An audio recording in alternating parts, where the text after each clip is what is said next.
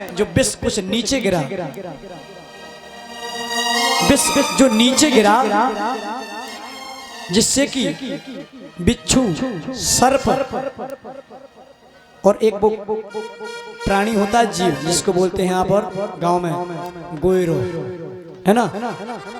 ये सारी जीव विषैली जो जीव जंतु उत्पन्न हुए, यहाँ तक कि बड़े बड़े सर्प, तक्षक, ये भगवान शंकर जी जब विष पी रहे थे तो कुछ बूंदें पृथ्वी पर गिर पड़ी थी। उस बूंदों से जहरीले जीव जंतु उत्पन्न हो गए।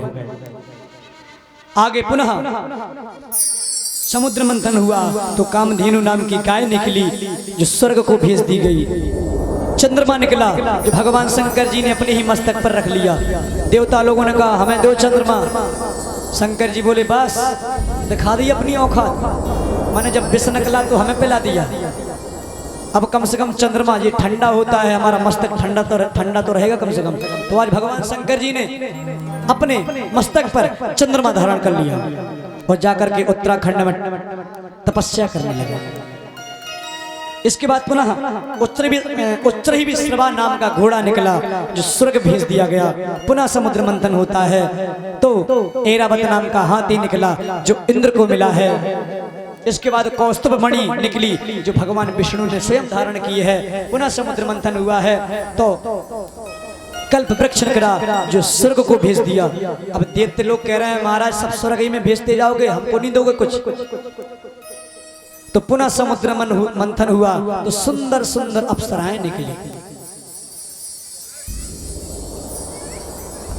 जब अप्सराएं निकली तो दैत्यों ने कहा ये अप्सराओं से तो हमको भेज दो, देवताओं की तो सबकी शादी हो गई, हम वैसे बैठे रहे ठन ठन गोपाल बने, हमारी शादी तो हो जाएगी कम से कम। दैत्यों ने कहा तो भगवान ने कहा नहीं, इनको भी स्वर्ग भेजो। इसके बाद पुनः समुद्र मंथन हुआ तो लक्ष्मी जी का प्रादुर्भाव हुआ। लक्ष्मी जी का प्रादुर्भाव हुआ, लक्ष्मी जी प्रकट हुई तो माला लेकर के प्रकट हुई। वो बोले सुनो, दैत्य लोगों ने सोचा और देवताओं ने कि कितनी सुंदर स्त्री, इसके साथ कौन नहीं विवाह करेगा। तो सभी लोग, भगवान ने कहा एक काम करो, लाइन से खड़े हो जाओ। कहा भैया कलेश कहाँ जा रहा है। सभी लाइन से खड़े हो गए। जिसको लक्ष्मी जी पसंद आ जाएंगी, लक्ष्मी जी जिस पुरुष को पसंद आ जाएंगी वही विवाह कर पाएगा। अब सब जने अपने अपनी लाइन में खड़े हो गए और हो भी जाना चाहिए, ऐसे में हम भी होंगे, हम भी खड़े हो जाएंगे। इतनी सुंदर अप्सरा लक्ष्मी जी साक्षात, अरे हमारी तो छोड़ो, जब ब्रह्मा जी भी नहीं माने, ब्रह्मा जी खड़े हो गए। भगवान शंकर जी बताओ ना, बुढ़ापे को शर्म नहीं आई ब्रह्मा जी का, वे भी खड़े हो गए।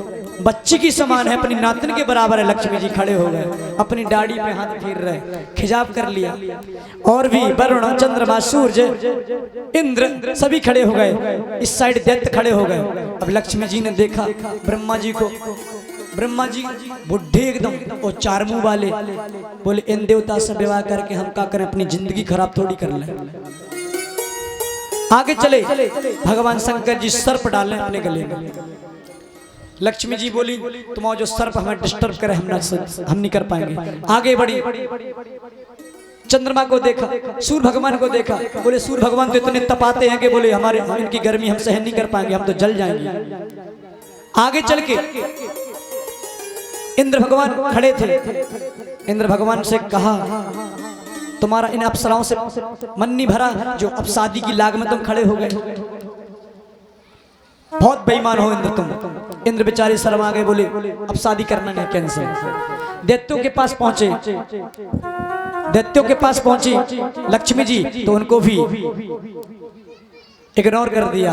अब जाकर के सीधे लक्ष्मी नारायण भगवान वहां पर विराजमान थे, लेकिन वो लाइन में खड़े नहीं थे, बिल्कुल अलग थे। लक्ष्मी जी ने देखा कि ये पुरुष कौन है जो इतनी समाज में इकट्ठा नहीं हुआ, ये अलग व्यक्ति है। तो कहा कि जब ये अलग है तो इसी से विवाह करूंगी। लक्ष्मी जी ने वो माला ली, विष्णु भगवान के गले में डाल दी। बोले लक्ष्मी नारायण भगवान की जय हो। इस कथा का मतलब क्या हुआ बंधु? इस कथा का अर्थ यह है कि आप जितने ही लक्ष्मी की चाहना करोगे, लक्ष्मी आपसे उतनी ही दूर हो जाएगी। और यदि आप लक्ष्मी को देखोगे नहीं और केवल प्रभु का चिंतन करोगे, तो लक्ष्मी जी आपके चरणों में आ जाएंगे। क्योंकि जहाँ नारायण होते हैं वहीं लक्ष्मी होती हैं, और जहाँ नारायण नहीं होते वहाँ लक्ष्मी कभी नहीं जाती। कि दुई बातन को याद कर जो चाहत कल्याण, नारायण एक मौत को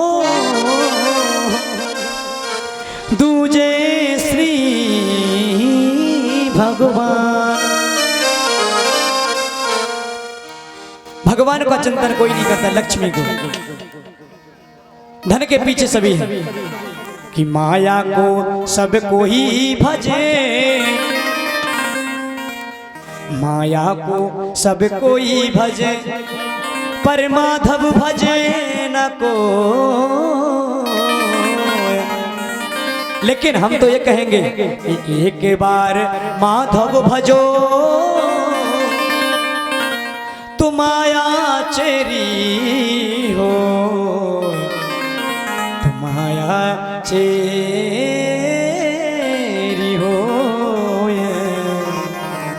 कि माया चेरी हो। एक बार भगवान को भजन करना तो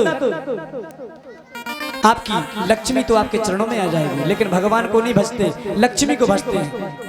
भज लक्ष्मी भज लक्ष्मी। अरे नारायण को साथ में भजोगे तो लक्ष्मी ऑटोमेटिक आएगी। यहाँ पर आगे चल के लक्ष्मी और नारायण भगवान का विवाह हुआ कार्तिक के महीने में, जिसको हम और आप कहते हैं दीपावली। दीपावली के दिन लक्ष्मी नारायण भगवान की भी पूजा होती है। उसी दिन भगवान का विवाह हुआ है। आगे चल के हाँ कर लो, तुम्हारा कर लो अपनी कथा।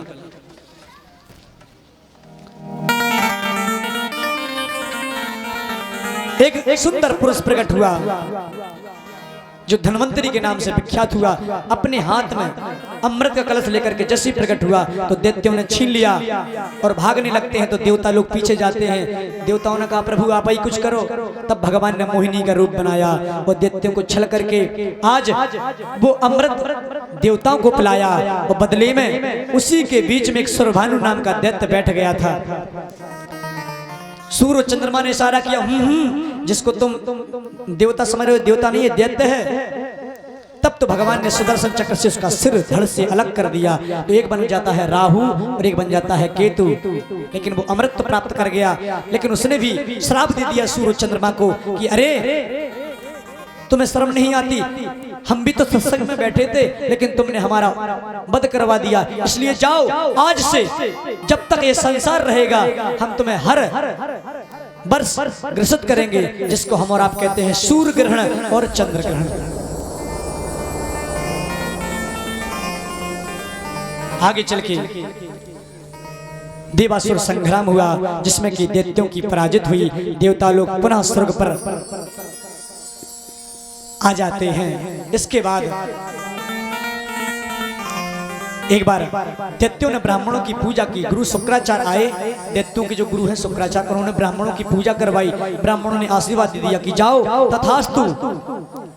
तो ब्राह्मणों का आशीर्वाद पाकर के दैत्य लोगों ने फिर देवताओं के ऊपर चढ़ाई की। तो दैत्य लोग आज जीत जाते हैं और देवता लोग हार जाते हैं। तब तो उनकी माँ अदिति ने एक बार कश्यप से कहा कि प्रभु मुझे कोई ऐसा पुत्र दो जिससे कि मैं अपने राज्य को पुनः ले सकूं। भगवान सुखदेव जी कहते हैं राजा परीक्षित श्रवण करो। कश्यप ने कहा हे देवी, एक तो मैं हम व्रत बताते हैं, शायद आप लोगों को पता भी हो, आप लोग कथा सुनते हो, जैसे कभी कभी आपने सुना भी होगा। पर साल भी हमने आपको नियम बताया था कि जो माता अघन के महीने में दूध पी करके 12 दिन तक दूध पी करके जो माँ इस व्रत को करती है, उसको भगवान जैसे पुत्र रत्न की प्राप्ति होती है। आज कश्यप ने कहा ऐसा देवी तुम व्रत करो, नीचे शयन करना चाहिए, एक टाइम दूध पीना चाहिए, किसी से झूठ नहीं बोलना चाहिए, भगवान का चिंतन करना चाहिए, भगवान का भजन करना चाहिए। यदि तुम ये करोगी तो तुम्हें भगवान जैसा पुत्र प्राप्त होगा। आज अदिति मैया नियम करने लगी, दूध पीने लगी और उस व्रत का पालन करने लगी, भगवान की स्तुति करती हैं कि नमस्तुभ्यं भगवते पुरुषाय महीयसे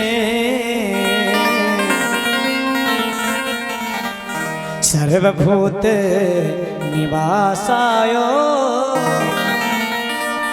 वासुदेवाय साक्षिणे वासुदेवाय साक्षिणे। इस मंत्र का जाप करे या इस मंत्र का जाप ना कर सके तो केवल ओम नमो भगवते वासुदेवाय तुभ्यं नमः इतना कह दे, उसको गारंटी है भागवत के अष्टम स्कंद कि मुझे प्रभु यदि आपकी सच्चे मन से हमने 12 दिन तक नियम किया हो तो आप हमारे घर में पुत्र के रूप में प्राप्त हो। सुखदेव जी कहते हैं राजा परीक्षित से राजन समय बना, कालांतर में भगवान उनके गर्भ से प्रकट हो जाते हैं और उनका जब नामकरण संस्कार हुआ तो उनका नाम रख दिया बामन। बोले बामन भगवान की जय हो। जैसे हमारे पंडित जी थे पर साल बामन अंगुल के, आंसू वो आ नहीं पाए, कुछ लोग गांव के कह रहे थे वो महाराज क्यों नहीं है, क्या यही वो महाराज है? हमने कि वो ये नहीं है, वो इनके बड़े भाई। चूंकि हाई स्कूल की अभी उनकी परीक्षाएं चल रही हैं, टेस्ट चल रहे हैं, इसलिए वो नहीं आ पाए। तो बिल्कुल बामन अंगल के हमें मुन्ना भैया तो हिंड रहे हो, इनसे रोटी नहीं खबी जा रही। बोले महाराज तुम्हारे कहा नहीं लवा ले, अब तो रोटी नहीं खब रहे, आज खाना नहीं खा रहे थे। हमने कि नहीं भोजन करो ना, तो 7 बजे के बाद पहला हिलना नहीं लग रहा, तो आज 6 बजे ना कथा में जन्म भगवान को है। बोलो राधा रानी सरकार की जय। की नमस्तुभ्यं भगवते पुरुषाय महीयसे सर्वभूत निवासाय वासुदेवाय साक्षिणे। आज बामन भगवान प्रकट हुए हैं और बामन भगवान जैसे ही बड़े हुए तो सरस्वती माता ने उनको वेद विद्या दी है, अन्नपूर्णा मैया ने उनको भिक्षा दी है, ब्रह्मा जी ने कमंडल दिया है, गुरु बृहस्पति ने गुरु मंत्र दिया है और साथ में जनेऊ भी दिया है। और गुरु बृहस्पति कहते हैं बेटा देख, एक नियम होता है संसार का, जब किसी को दीक्षा दी जाती है तो उस गुरु को कुछ दिया जाता है, बेटा मुझे कुछ दे। बामन भगवान ने कहा प्रभु आप गुरु आप जो भी हमसे मांगेंगे हम आपको वो प्रदान कर देंगे। भगवान ने जब कहा तो गुरु बृहस्पति कहते हैं जाओ, इस समय नर्मदा की नदी के तट पर राजा बलि विशाल यज्ञ कर रहा है, तुम उनसे त्रिलोकी का राज्य मांगो वो तुम्हें दे देंगे। भगवान की जब सुना और चल देते हैं, छत्र कमंडल है, छाता लगाए हुए हैं, चले जा रहे हैं। और जैसे ही नर्मदा नदी के तट पर पहुंचे तो आज राजा बलि ने भगवान का स्वागत किया। देखिए भले ही वो दैत्य था लेकिन ब्राह्मणों को बहुत मानता था। आज बलि बामन भगवान का स्वागत करते हैं कि स्वागतम ते नमस्तुभ्यं ब्रह्मन् किंकरवामिते ब्रह्मर्षीणां तपासाद्धाः मन्ये त्वार्य वपुरधरम्। आज भगवान का स्वागत किया, वो कहा महाराज आप हमसे कुछ मांगो। बलि ने कहा मांगो, बार बार जब कहा मांगो मांगो, बामन भगवान बोले जब आप कह ही रहे हैं तो सुनो, हमें 3 पग पृथ्वी चाहिए। और बोले सुनो हम अपने हाथ से नापेंगे, अपने पैरों से नापेंगे। राजा बलि हंसने लगा, बोले महाराज जैसी तुम्हारी बुद्धि वैसा ही तो तुम बोलोगे। अरे 2-4 बीघा दे दे, आप तो अपने पाँव से मांग, नहीं बोले हम अपने ही पैर से। तो बोले ठीक है ले लो जहां से नापना। बोले ऐसे नहीं, बोले संकल्प करो। जब संकल्प की बात आई तो गुरु शुक्राचार्य बगल में बैठे थे। उन्होंने ध्यान लगाया, बोले छोटा सा बालक और इतनी बड़ी बड़ी बात कर रहा है। जब देखा तो साक्षात नारायण है। राजा बलि से कहते हैं, अरे बलि, ये कोई साधारण बालक नहीं है, ये साक्षात विष्णु है, ये तुम्हारा सब कुछ छीन लेगा। कि ये सिर्फ साक्षात बलो वीर भगवान विष्णु राया कश्यपादितिर्जातो देवानां कार्य साधका, देवानां कार्य साधका। ये देवताओं का कार्य साधने के लिए आया है, इसे कुछ मत देना। बलि ने कहा, गुरुजी अब तुम चुप हो जाओ, आज मुझे विश्वास हो गया। मैंने तो ये सुना था कि सारी दुनिया, जितने भी दुनिया के लोग हैं भगवान के पास मांगने के लिए जाते हैं, लेकिन आज उल्टा हो रहा है कि आज इस दुष्ट प्रवृत्ति के, दैत्य प्रवृत्ति के राजा बलि से साक्षात भगवान मांगने के लिए आए हैं। इस मौका को हम नहीं गवाएंगे, अब तो हम जरूर देंगे। जैसे ही संकल्प होने लगा तो शुक्राचार्य उसमें प्रवेश कर जाते हैं, तंतुल में प्रवेश कर गए। जब जल नहीं गिरा तो भगवान ने कहा, इधर लाओ। एक काफी दिन से साफ नहीं हुआ गंगा सागर, भगवान ने एक सुई ली और जैसे ही महाराज फेंक दी तो शुक्राचार्य की एक आंख जो बहुत सुंदर नयन थे वो महाराज एक गोविंदाय नमो नमः, एक बल्ब फ्यूज, क्योंकि जो लोकल बल्ब होते हैं उनकी कोई गारंटी नहीं होती। भगवान ने दुनिया को बता दिया।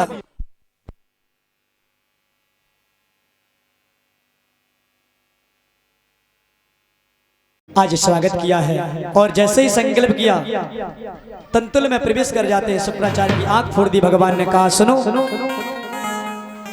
जो व्यक्ति धन दान करता है और बीच में जो भी टोकता है तो मैं वैसी गति जो शुक्राचार्य की वैसी गति उसकी कर देता हूं। संकल्प हुआ और जब संकल्प पूर्ण हुआ तो आज भगवान वामन ने अपना विशाल रूप प्रकट कर लिया। जिस समय अर्जुन को अपना विराट रूप भगवान ने महाभारत में दिखाया था, ऐसा ही विराट रूप भगवान ने प्रकट कर लिया। वामन भगवान ने एक पैर से भू भुआ स्वा महा जाना तामा सत्य, दूसरे से अतल वितल सुतल तलातल सतल पाताल लोक नाप लिया। दोनों लोक से तीनों भुवन 14 लोक नाप लिए और कहा कि बलि अभी एक पैर और बकाया है, कहाँ रखें? बलि ने कहा, प्रभु क्षमा करें, दानी बड़ा होता है कि धनवान? धन बड़ा होता है कि धनवान? भगवान ने कहा धनवान बड़ा होता है क्योंकि वो धन के अधीन है। तो आज बलि ने कहा, अभी तो आपने हमारे धन को नापा है, कि धनवान तो भी बकाया है। पदम ततीयम कृष्ण में मेनुजम, ये तीसरा पैर मेरे सिर पर रख दो। आज भगवान ने तीसरा पैर सिर पर रख दिया और कहा कि जाओ, तुम्हारी इस मनोवृत्ति से हम प्रसन्न हो गए हैं, वरदान मांगो राजा बलि। राजा बलि ने कहा, प्रभु हमें कुछ नहीं चाहिए, आपकी कृपा से सब कुछ है, बस लेकिन एक द्वारपाली की कमी है। और मैं चाहता हूं कि आपका जो रूप है ना, ये मुझे बहुत अच्छा लगा, इसलिए मैं चाहूंगा कि जिस दरवाजे से मैं निकलूं उस दरवाजे में केवल आपका ही दर्शन हो, बाकी किसी का ना हो। आप मेरे द्वारपाल बन जाइए। भगवान ने कहा, द्वारपाल हम? बोले हाँ, बनना पड़ेगा, भक्तों के लिए तो कुछ भी करना पड़ेगा भगवान। भगवान ने कहा, चिंता मत करो, तेरी इस भक्ति से मैं प्रसन्न हो गया।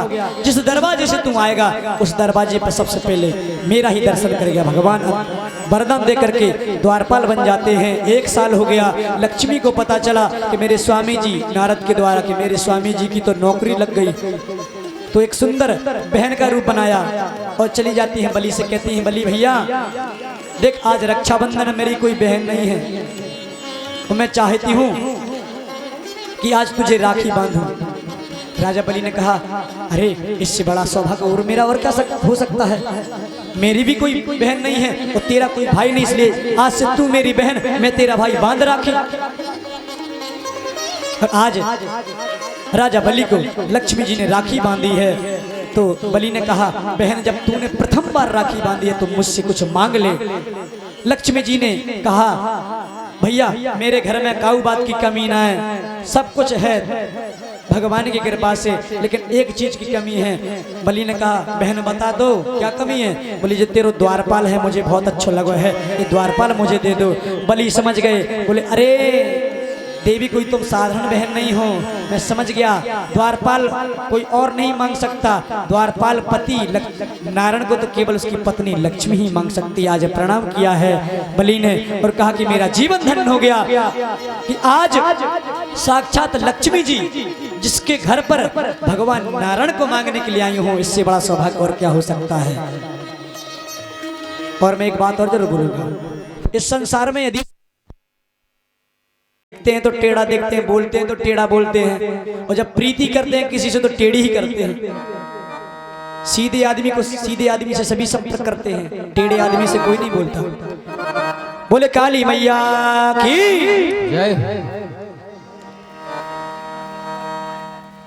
सबसे बड़ा संबंध यदि इस संसार में है, कथा ध्यान से सुनना, तो वो केवल भाई और बहन का सबसे शुद्ध और सबसे पवित्र यदि संबंध है, न तो पति पत्नी का है न माता पिता का है। यदि सबसे पवित्र संबंध है तो केवल बहन का और भाई का।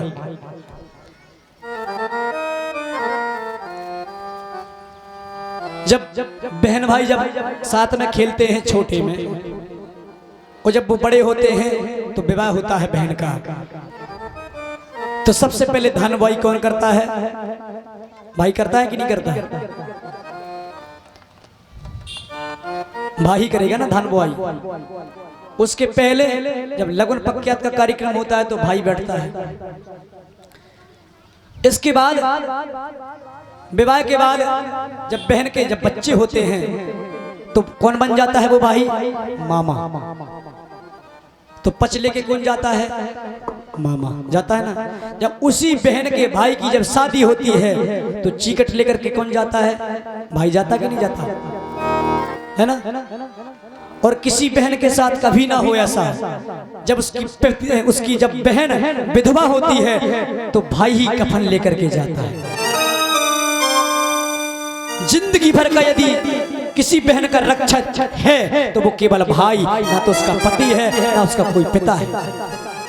सच्ची बहन और भाई की जो सच्ची मित्रता होती है जिंदगी में दूसरी होती नहीं।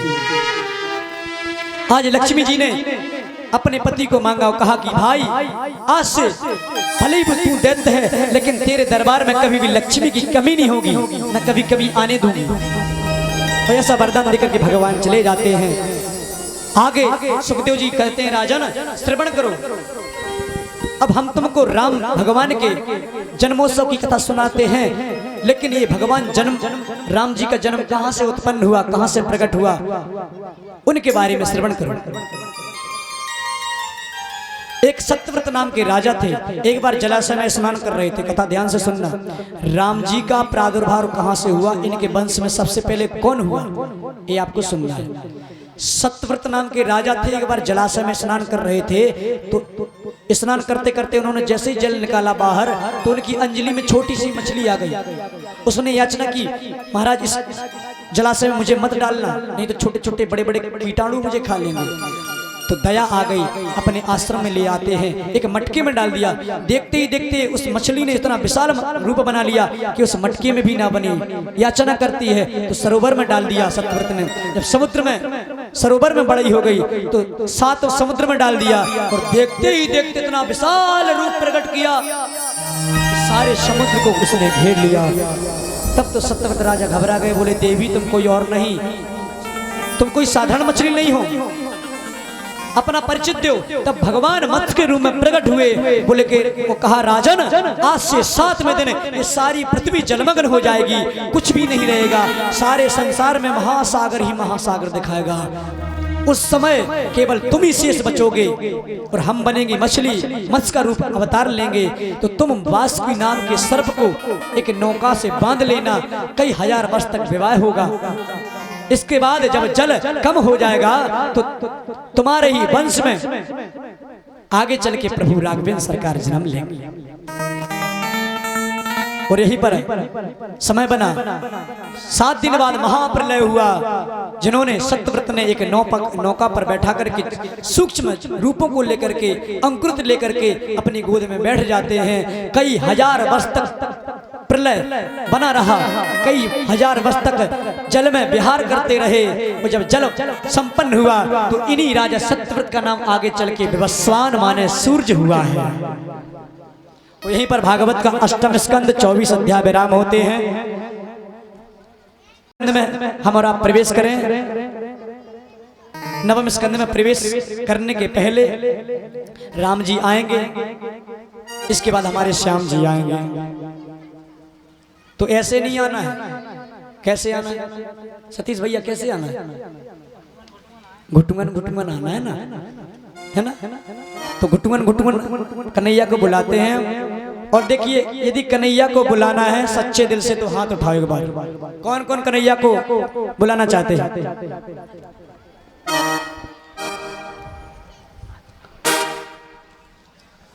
आइए, हमारे बिहारी जी का जन्म होने जा रहा है, उसके पहले राम जी का जन्म होगा। तो चलते हैं एक भगवान के चरणों में भेंट हो। मई